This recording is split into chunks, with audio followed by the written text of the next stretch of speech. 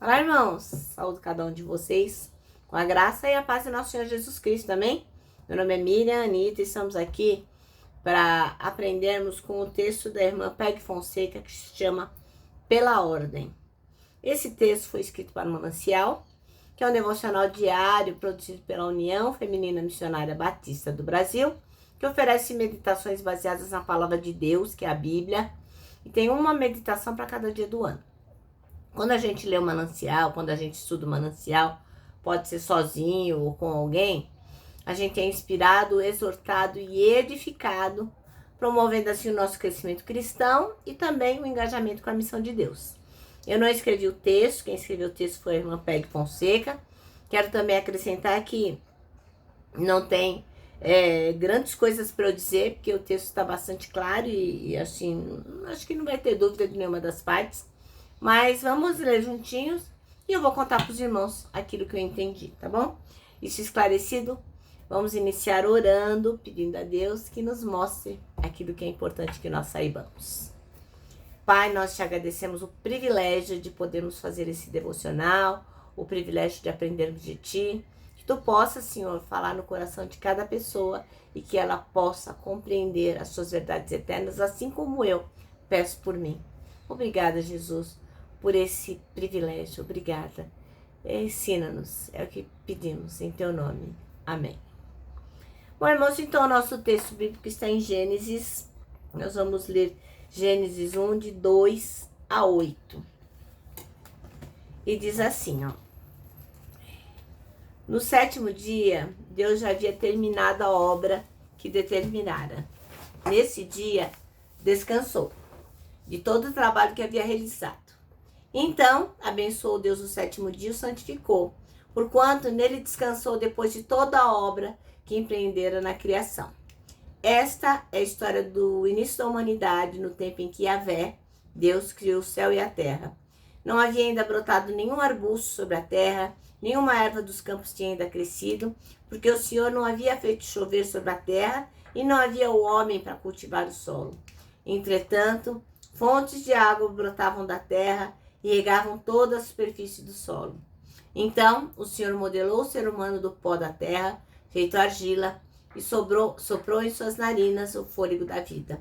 E o homem se tornou um ser vivente. Ora, Yahvé, Deus, havia plantado um jardim na região do Éden, no Oriente, para os lados do leste, e ali colocou o ser humano que formara. Amém?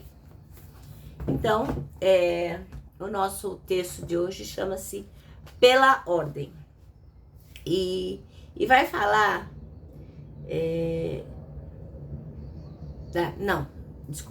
Vamos primeiro falar sobre o versículo 2, que é o versículo escolhido pela irmã Peg Fonseca, que diz assim: a terra era sem forma e vazia, havia trevas sobre a face do abismo, e o Espírito de Deus se movia sobre as águas.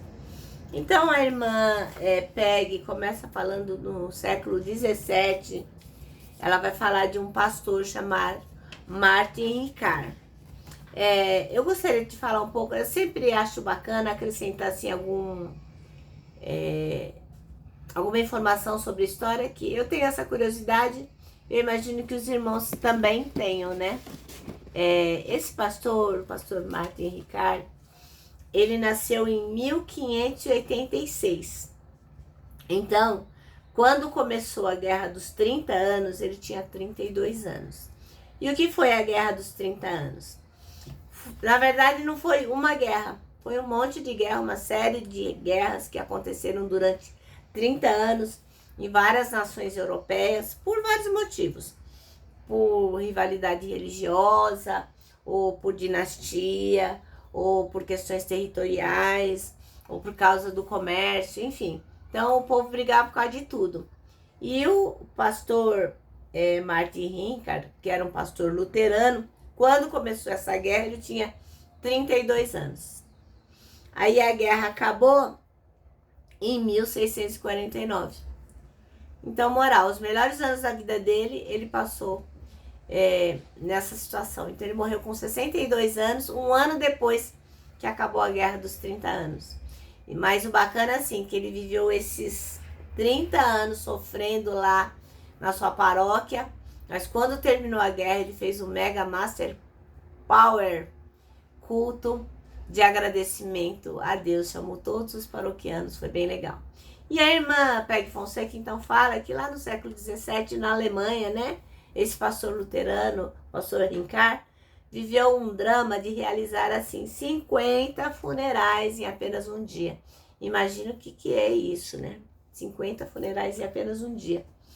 E inclusive assim a esposa, os filhos dele morreram todos nessa guerra, né?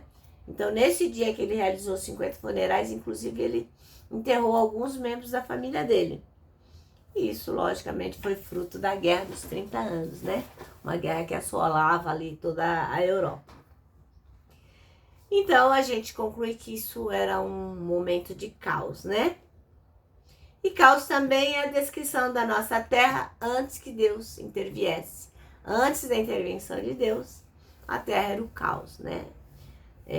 A Bíblia, a mensagem, que é uma outra tradução, do pastor Peterson, que é uma tradução bem contemporânea, diz que a terra era como uma massa sem forma, um vazio sem fim, uma escuridão quase palpável.